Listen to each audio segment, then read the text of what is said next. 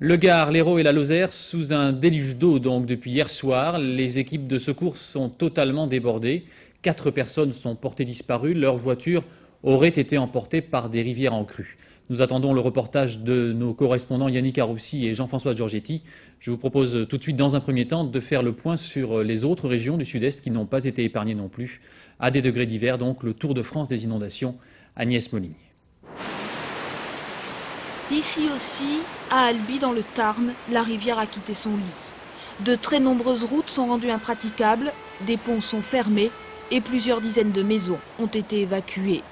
Dans plusieurs départements du Languedoc-Roussillon, les cours d'eau ont dépassé les cotes d'alerte. Les précipitations ont été particulièrement violentes dans l'Hérault, dans le massif des Cévennes.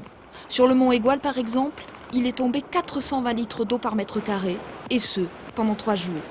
Les routes secondaires sont coupées, les pompiers n'ont cessé d'intervenir pour évacuer des familles, surtout des personnes âgées. L'Hérault a bien sûr débordé. Ce matin, son niveau a quand même baissé de 30 cm, mais localement, on craint une forte remontée des eaux dans les heures qui viennent. Il n'y a pour l'instant que des dégâts matériels, mais dans l'Aveyron, aux alentours de Millau, les secours n'avaient toujours pas retrouvé ce matin le conducteur d'une voiture emporté par le courant.